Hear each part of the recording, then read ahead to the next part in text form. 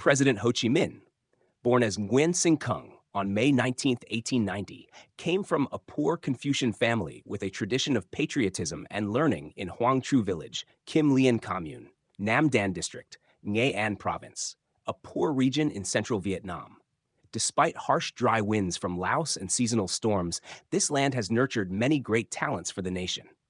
The Nguyen Sinh family belonged to a line of Confucian scholars who valued propriety and upheld strong moral principles. Although materially poor, they were rich in integrity and pride. In that austere and ethical environment of Nghệ An, Ho Chi Minh was nurtured in a spirit deeply imbued with patriotism from a very young age. Parents and family influence. His father, Nguyen Sinh Sac, was a talented scholar who passed the Pho Bang examination, a high-ranking degree in the imperial exam system, and later became a mandarin under the Nguyen dynasty. However, he was a progressive thinker, lived an upright life, and refused to bow to injustice. Eventually, he was dismissed from office. His integrity, unyielding spirit, and love for the people left a profound impact on young Nguyen Sinh Kung. His mother, Hoang Thi Loan, was a kind, hardworking, and virtuous woman who sacrificed her life for her family. She passed away early when he was only 10 years old, leaving a deep sorrow in the heart of young Kung. Later, he recalled, "In my life, the first woman I loved and respected the most was my mother."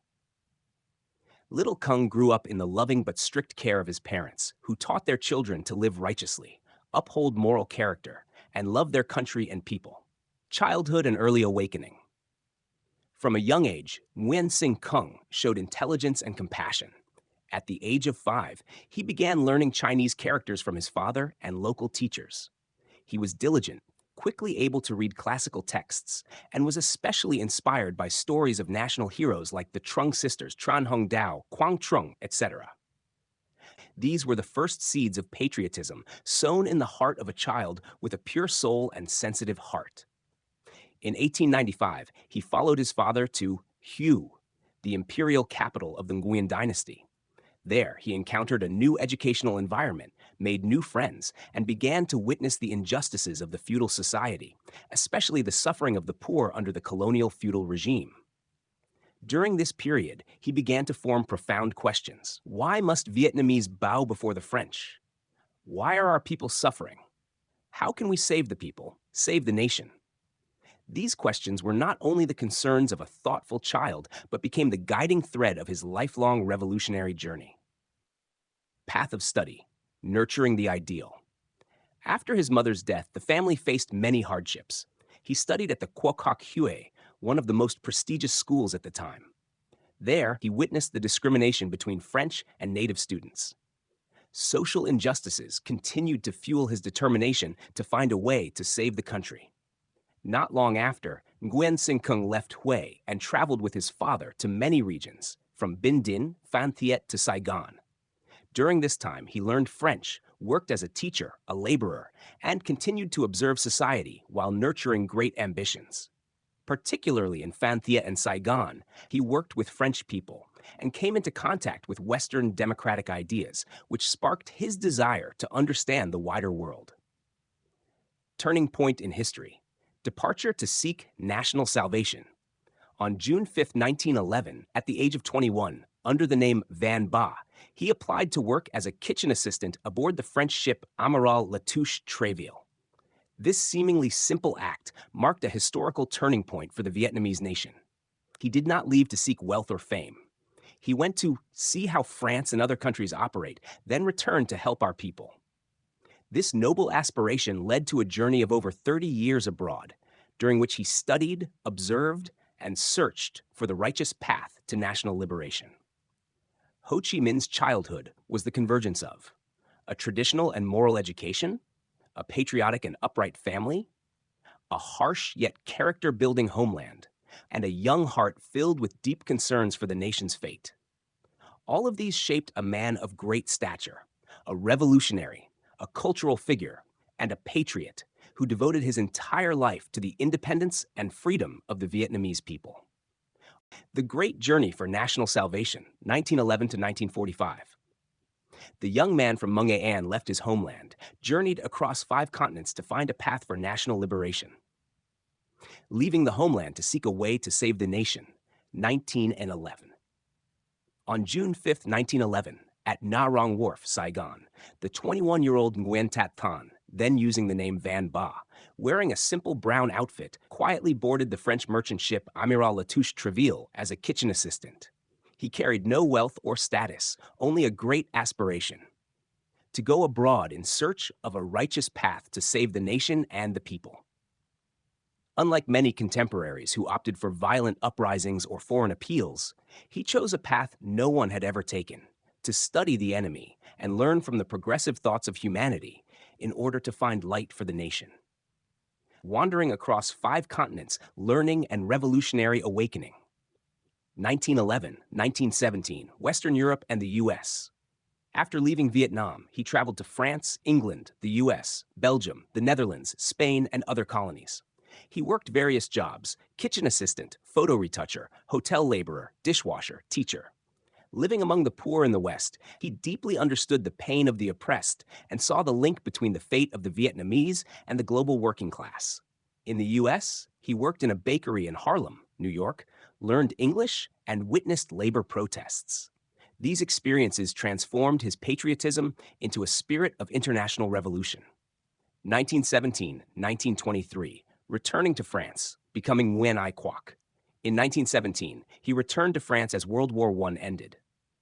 Immersed in the political life of Paris, in 1919, under the name Nguyen Ai Quoc, he and other patriots sent the Petition of the Annamese People to the Versailles Conference, demanding freedom, democracy, and equality for the Vietnamese. But the Western powers ignored it. This rejection led him to realize: to save the nation, we cannot rely on the goodwill of its enemies. Only revolution can liberate the people. Ideological breakthrough: embracing Marxism-Leninism. In 1920, at the 18th Congress of the French Socialist Party in Tours, Nguyen Ai Quoc voted to join the Communist International, becoming the first Vietnamese communist, a decisive turning point in his revolutionary journey. He later recalled, "At that moment, I was as happy as someone in the dark seeing light. Marxism-Leninism is the way to save the nation and the people." From then on, he devoted his life to national liberation through Marxism-Leninism, combining it with Vietnam's patriotic traditions.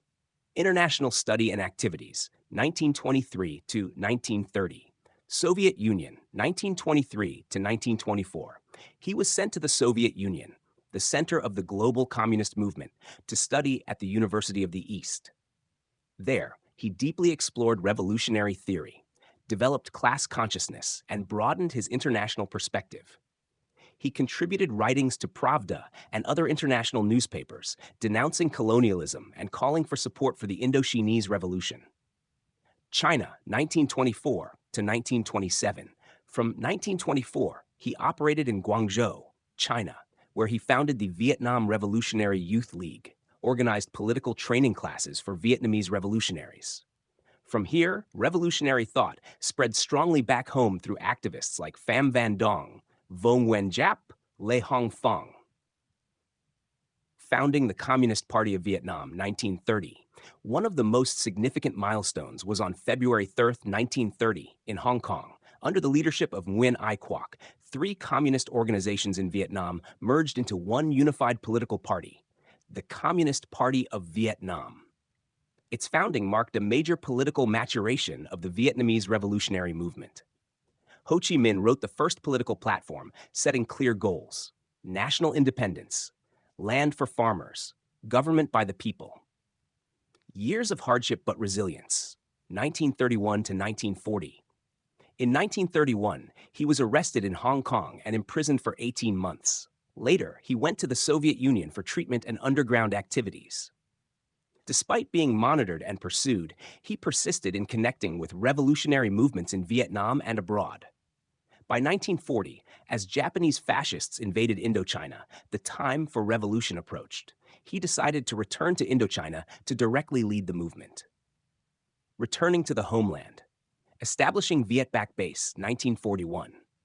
After 30 years abroad, in February 1941, Ho Chi Minh secretly returned to Vietnam, crossing mountains and forests to reach Pac Bo Cave, Cao Bang, a remote but sacred frontier of Vietnam.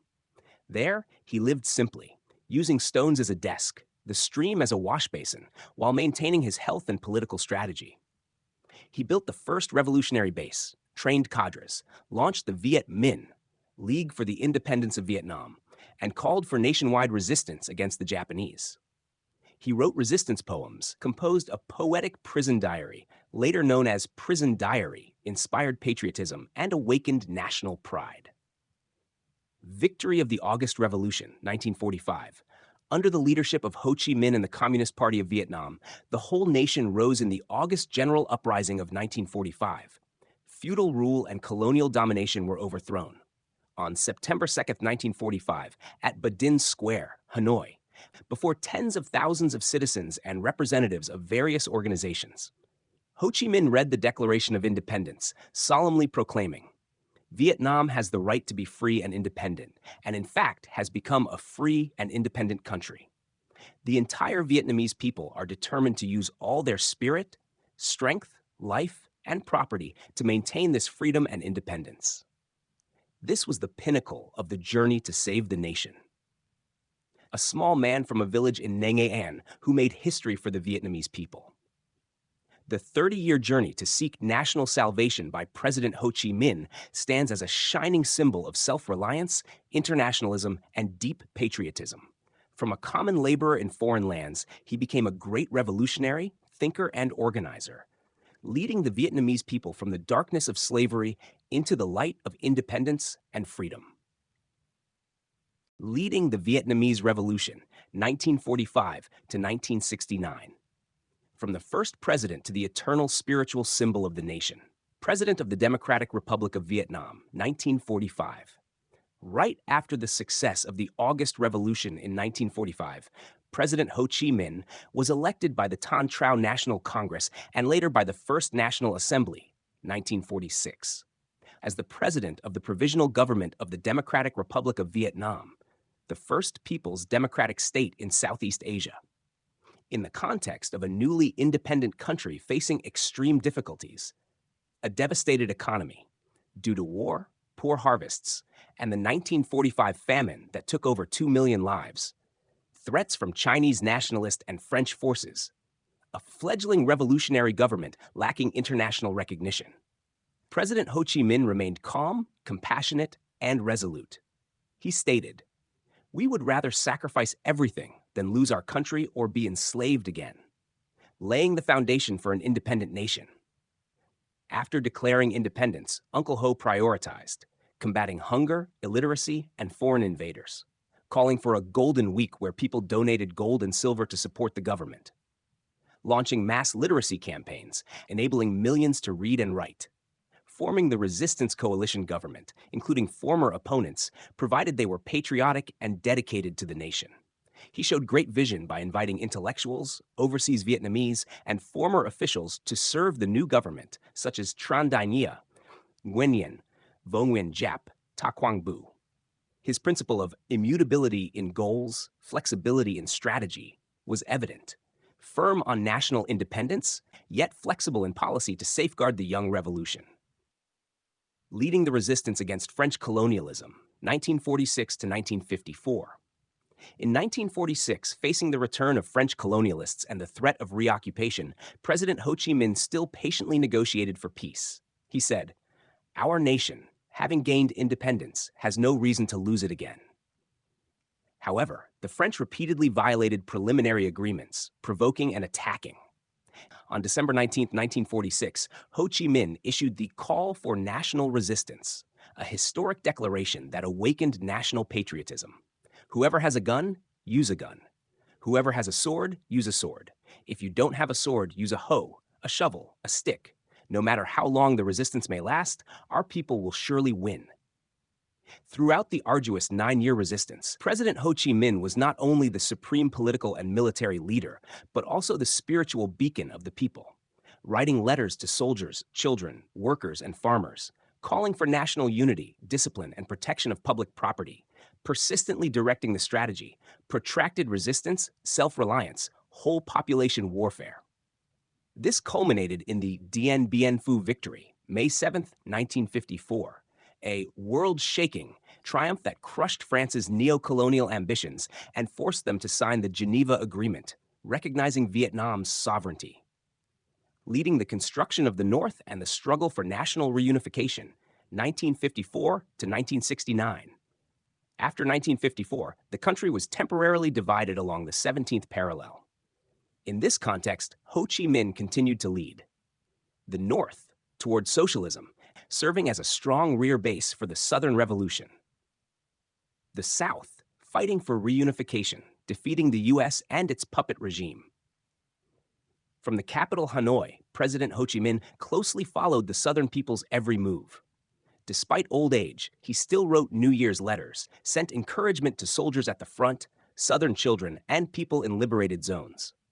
Especially in his 1966 call for resistance against the U.S., he proclaimed the immortal words, "Nothing is more precious than independence and freedom."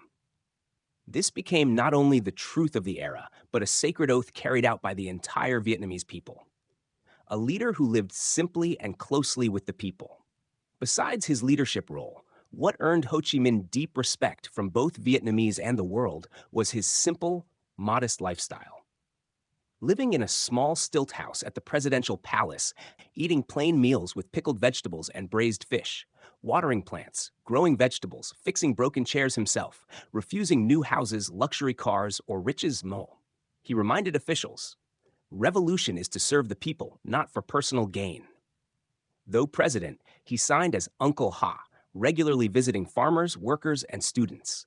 The image of him holding a child's hand, giving candy, wiping sweat from a laborer's brow became a vivid symbol of a leader close to and for the people. The Historic Testament, 1965 to 1969. Knowing his time was limited, in 1965, President Ho Chi Minh began writing his testament, a sacred document into which he poured his soul, revising it over 4 years. In his testament, he advised on building the party, maintain revolutionary ethics, avoid individualism. On the people, care for the poor, war invalids, martyrs' families, youth, and women. On the world, promote international solidarity, support oppressed nations. His final words, the entire party and people unite, strive to build a peaceful, unified, independent, democratic, and prosperous Vietnam, contributing worthily to the global revolutionary cause. Passing away in boundless mourning. On September 2, 1969, as the nation celebrated the 24th National Day, President Ho Chi Minh passed away, leaving millions of Vietnamese in immeasurable sorrow. Millions mourned, lining up for days to see him one last time. On his funeral day, the whole nation fell silent. From 1945 to 1969, President Ho Chi Minh was not only an exceptional leader who laid the foundation for national independence, freedom, and democracy, but also a moral, intellectual, and humble role model. He was the heart of the nation, the beloved father of the Vietnamese Revolution, leaving behind an eternal legacy of ideology, ethics, and lifestyle for generations to come. Ho Chi Minh's thought, the guiding light for the Vietnamese Revolution. Overview of Ho Chi Minh's thought. Ho Chi Minh's thought is a system of theoretical viewpoints, concepts, orientations, and revolutionary methods formed through practical experience, the study of Marxism-Leninism, the assimilation of the cultural essence of humanity, and the traditions of the Vietnamese nation. It is the guiding principle for revolutionary action, the ideological foundation, and the soul of the cause of national liberation, national construction, and the development of the new Vietnamese people. Foundations of Ho Chi Minh's thought. Vietnamese patriotism. This is the core and starting point of his ideology. Ho Chi Minh was deeply influenced by the spirit of better to die than be enslaved of the nation. That spirit was rooted in his parents, family tradition, and the people of Nghệ An, the cradle of many national heroes. Marxism-Leninism. Ho Chi Minh saw Marxism-Leninism as the sun that lit the path of revolution. He did not adopt it dogmatically, but creatively applied it to suit Vietnam's circumstances, placing national interests above all. Essence of human civilization. He absorbed the democratic values of the West, freedom, equality, human rights. At the same time, he was deeply influenced by Eastern philosophy, benevolence, righteousness, propriety, wisdom, trust, Buddhist compassion, Confucian tolerance. This East-West cultural integration shaped the unique depth of Ho Chi Minh's thought. Core contents of Ho Chi Minh's thought: national independence associated with socialism. This is the central idea of Ho Chi Minh's thought. He affirmed, if the country is independent but the people do not enjoy happiness and freedom, then independence has no meaning. Thus, national liberation must go hand in hand with eliminating social injustice, raising people's knowledge, developing the economy, and building the country along the socialist path. The people are the root of revolution. Ho Chi Minh always placed the people at the center. He said, nothing is more precious under the sky than the people. Nothing in the world is more powerful than the unity of the people. He believed, the people are the subject of the revolution. Cadres and party members are the faithful servants of the people. Government must be of the people, by the people, and for the people. Democratic rule of law state. He proposed a government, elected by the people, with upright and dedicated officials, governed by strict, fair laws. He wrote, people must have food, clothing, education, and true freedom and democracy. Revolutionary ethics. Diligence, thrift, integrity, righteousness. For Ho Chi Minh, ethics are the foundation of a revolutionary. He always emphasized diligence, hardworking, devoted to national service. Thrift, economical, with public resources, no waste. Integrity, honest, unselfish, uncorrupted. Righteousness, fair, upright, impartial. He said, a revolutionary must be a role model in daily life, be near the mud but not be tainted by its foul smell. Attention to youth and education. Ho Chi Minh always considered youth the pillar of the nation. Whether Vietnam becomes beautiful and prosperous, and whether the Vietnamese people reach the glory of standing shoulder to shoulder with the world's great powers, depends largely on the learning of the younger generation. He not only emphasized intellectual education, but also moral education, patriotism, self-reliance, and solidarity. Humanistic and progressive internationalism. He always advocated international solidarity and supported the global revolutionary movement. Ho Chi Minh was a symbol of friendship, peace, and cooperation among nations. He once affirmed, nothing is more precious than peace, but to have peace, independence must first be secured. Outstanding features of Ho Chi Minh's thought: combining theory with practice, never copied foreign revolutionary models, always based on Vietnam's realities, selecting what's good, discarding what's unsuitable. Simple, easy to understand and remember. Avoided academic jargon, used vernacular language. To save the country and liberate the nation, there is no other path but the proletarian revolution. A party that hides its shortcomings is a failed party. Rich in humanity, cared for every citizen and every fate, especially the poor and disadvantaged. Always believed in the inherent goodness and potential of people. Historical and contemporary value. For Vietnam, Ho Chi Minh's thought is the compass for all party and state policies and the core of Vietnam's modern political identity. For the world, UNESCO honored him as Hero of National Liberation and Great Man of Culture of Vietnam.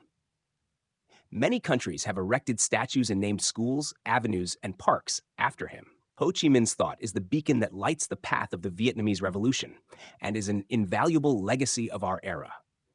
It is not only a political, ethical ideology, but also a simple yet noble philosophy of life, distilled from love for the homeland, the desire for freedom, a spirit of compassion, and the transcendent wisdom of a great man. Lifestyle, ethics, and character of President Ho Chi Minh. A life of purity, untouched by gold or glory. A simple way of life, living with heart and compassion. One of the most striking traits of Ho Chi Minh was his simple lifestyle, not due to poverty, but because of his ideal to serve the people and live a clean and humble life. Place of residence. He did not live in grand mansions, but chose a small stilt house at the presidential palace in Hanoi. This house contained only a few items: a small wooden bed, an old desk, a few khaki outfits, rubber sandals, and a bookshelf. He once refused to live in a French villa, saying, "This house is too big, I'm not used to it." Diet. Uncle Ho's meals were modest: plain rice, boiled vegetables, pickled eggplant, and braised fish. Once a delegation from the South gifted him delicacies. He gave them all to the staff and said, "I'm not used to fancy dishes. I still prefer rice with braised fish and water spinach." Clothing. He often wore faded khaki shirts and rubber sandals made from tires, an eternal symbol of frugality and closeness to the people. Even when receiving international guests, he wore that same khaki outfit. It wasn't just clothing, but a message of national pride, authenticity, and resistance to superficiality. Revolutionary ethics, a model of integrity and selflessness. Ho Chi Minh embodied genuine revolutionary ethics, living not for himself, but for the benefit of the people and the nation. Integrity and frugality. He never kept a personal penny. Every asset of the party and people was used cautiously and purposefully. Once gifted a new suit, he asked to save it for a wounded soldier on the front lines. He wrote, "Diligence, frugality, integrity, and righteousness are the foundation of ethics. Without ethics, one cannot carry out the revolution." Impartiality and selflessness. He showed no favoritism or special privileges for himself or relatives. In personnel matters, he was just and impartial, placing the common interest above all. Once, a distant relative asked for a government job. He firmly replied, "To be a cadre, one must study, have ability and ethics, not just be related to me." A close and warm connection with all classes of people. Though he was president, he never distanced himself from the people, always being approachable, humble, and kind like a father, brother, or friend. He often visited farmers harvesting rice, workers in factories, soldiers on the march, and students in classrooms. He remembered the names of Southern children who wrote letters to him and of wounded veterans missing arms and legs. He called the people Dongbao, meaning compatriots from the same womb, of the same bloodline, regardless of wealth or status. Once passing by a rice field and seeing farmers harvesting under the sun, he joined in to reap a few bundles. He smiled and said, "I also used to plow and harvest, just like everyone else." An exemplary working style, scientific, meticulous, and creative. Despite being busy, Ho Chi Minh maintained a highly organized and exemplary working style. His schedule was always clear and punctual. He never missed appointments. Before speaking or writing to the masses, he carefully studied the content and chose words that were easy to understand and remember. He often wrote concisely and succinctly, every sentence carrying weight in both intellect and emotion. He had a principle. Writing for the people must ensure they can read it, understand it, remember it, and apply it. Modesty and continuous learning. Even as a leader, Ho Chi Minh never saw himself as a saint or great man. He always referred to himself as a student of the people, a soldier of the revolution. When praised internationally, he humbly said, "I am just a patriot fulfilling my duty to the nation." When asked about his success, he replied, "It is the achievement of the people, of the party. I am only the one entrusted with the task." A heart full of compassion. Ho Chi Minh held immense love for people, even former enemies. To wounded soldiers, he sent letters of encouragement and personally cared for them. To French prisoners, he instructed not to seek revenge, but to ensure they were well fed and treated humanely. To children, he had a special affection, calling them the buds of the nation, often writing letters and giving gifts during Tet and Mid-Autumn Festival. He once said, "To love the country is to love every fellow citizen. No one should be left behind." The ethics, style, and lifestyle of Ho Chi Minh are not only a moral example, but also a profound spiritual inspiration for all generations of Vietnamese people. In him converged the intellect of a revolutionary strategist, the ethics of a saint, the simplicity of a loving father, the heart of an ordinary, yet extraordinary human being. He was not just a leader, but a great friend of the people, a living symbol of humility, compassion, and integrity. Sacred testament, a message for eternity. A vast heart, a short will, as deep as the sea. Context of creation. Starting in 1965, at the age of 75, despite declining health, President Ho Chi Minh proactively wrote his will. No one urged or requested it. He himself, with far-sighted vision and a heart heavy with love for the nation and people, quietly prepared a farewell message for the entire party, the people, and future generations. He wrote the will in a time when the country was in the fiercest phase of the resistance against the U.S. The North was under bombing and destruction. The South was rising strongly, with blood and tears mixing into every field, every road. In the midst of fire and smoke, he sat silently in his small stilt house under the oil lamp, writing the final lines of his life. Process of writing the will. In 1965, he wrote the first version, titled Absolutely Confidential Document. In 1966 and 1967, he continued revising and supplementing. In 1969, just months before his passing, Ho Chi Minh wrote the final part of the will, his handwriting trembling, but his will still clear, his spirit still resolute. The entire will is just about 1,000 words long, yet it holds the heart of a lifetime and the mind of a revolutionary genius. Main contents of the will. About the Communist Party of Vietnam. In the very first line, he affirmed, first, speaking about the party, thanks to unity, our party has achieved great things. Ho Chi Minh emphasized, unity is the lifeblood of the party. He instructed that the party must always uphold revolutionary ethics, oppose individualism, and promote integrity, thrift, selflessness, and impartiality. What he worried about most was not external enemies, but the enemy within the hearts of officials. For if corrupted, the party would lose the people's trust. About the working people. After victory in the resistance, the first task is to care for the people's lives. Ho Chi Minh stressed, nothing is more precious than the joy, food, and warmth of the people. He specifically urged priority for wounded and sick soldiers, families of martyrs, youth, women, farmers, intellectuals, always awakening the people's sense of ownership. He wrote, I intended, after the liberation of the South, to visit my beloved compatriots there. That was his final wish, unfulfilled, bringing tears to generations. About youth, the future of the nation. Ho Chi Minh especially entrusted the younger generation. Fostering revolutionary generations for the future is very important and very necessary. He hoped young people would always stay true to ideals, possess ethics, knowledge, and health, be loyal to the country, filial to the people. The will is not only guidance, but also a long-term plan for the nation's future. About the communist movement and world peace. I hope the international communist and workers' movement grows stronger, united, and fights to final victory.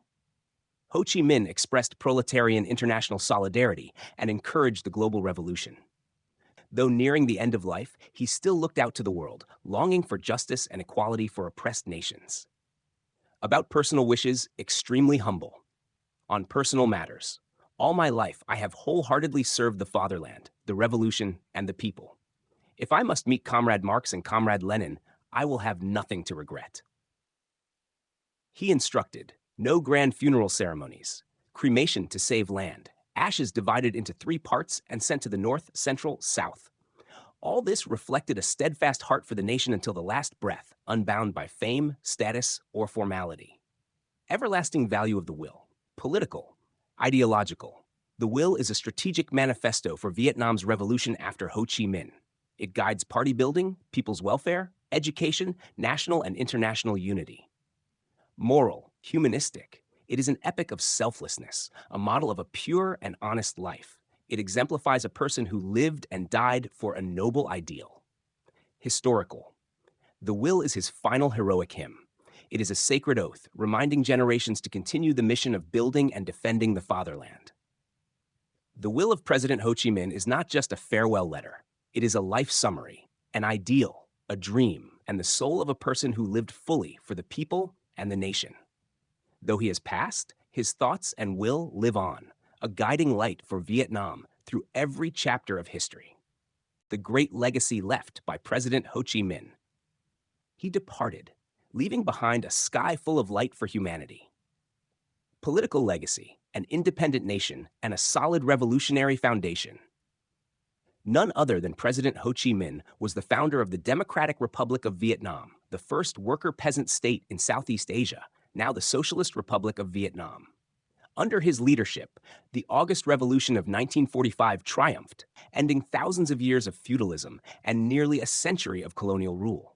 For the first time, the people had their own government, constitution, flag, national anthem, and especially a guiding ideology of national independence linked with socialism.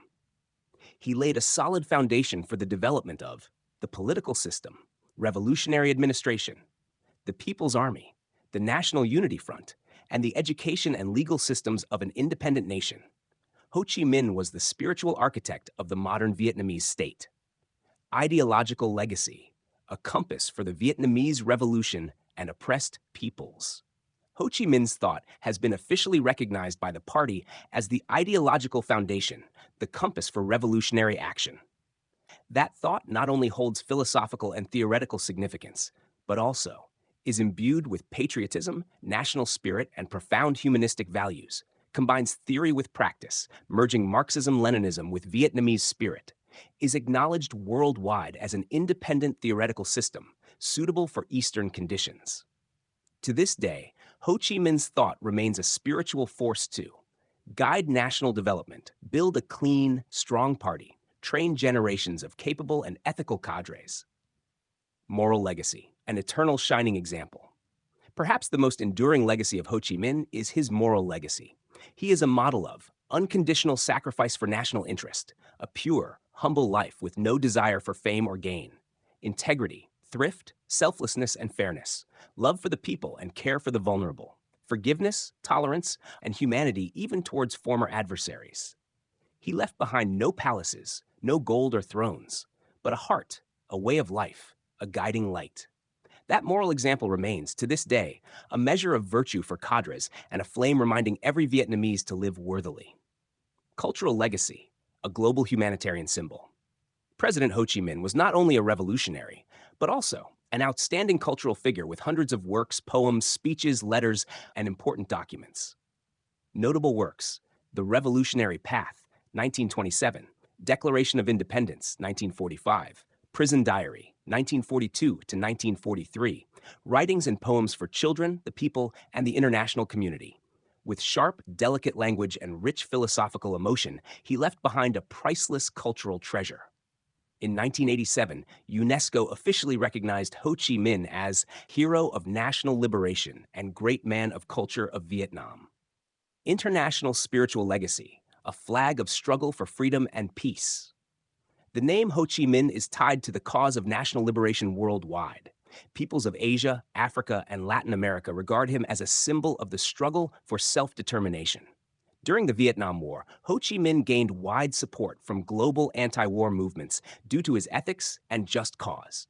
Many countries have erected statues, named streets, and schools after him. Ho Chi Minh belongs not only to Vietnam, he belongs to the world. Tangible legacy, places honoring Ho Chi Minh forever. Ho Chi Minh Mausoleum, his eternal resting place in Ba Dinh Square, Hanoi, the heart of the nation where millions return yearly to offer incense from the heart. Ho Chi Minh Museum preserves thousands of precious artifacts, documents, and images, helps citizens and future generations understand a great man of extraordinary simplicity. Historical sites: Pac Bo, Kim Lien, Ho Chi Minh's Stilt House. Not just historical relics, but also spiritual symbols that educate deep patriotism in the youth. President Ho Chi Minh has passed, but what he left behind lives on.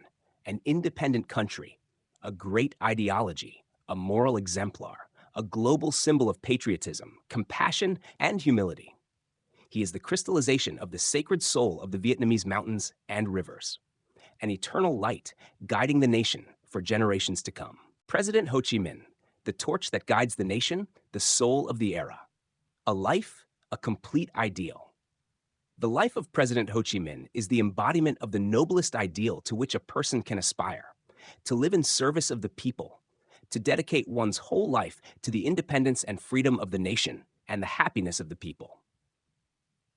From a poor boy in Kim Lien village, he became a distinguished revolutionary, a profound thinker, a world-renowned cultural figure, the most beloved father of the nation in modern Vietnamese history. He lived simply but greatly, humbly but nobly. Ho Chi Minh, the guiding light of the present. In the context of a new era, globalization, industrialization, and deep integration, the values of Ho Chi Minh's life and thought remain profoundly relevant and vital. When the country needs to maintain independence amid complex international relations, his words, "Nothing is more precious than independence and freedom," remain an unshakable milestone. When public trust is eroded by corruption and group interests, his example of integrity and selflessness becomes a mirror reflecting the conscience of officials. When the younger generation is disoriented in the tide of money and fame, his ideals of living for the community, ethics, and intellect serve as a compass to uphold character and direction. He did not leave behind concrete buildings, but gifted the nation with a solid foundation of spirit and ideals. Ho Chi Minh an influence reaching into the future. The ideological and moral legacy of President Hu Minh does not belong only to the 20th century, but is an inexhaustible spiritual treasure of the 21st century and beyond.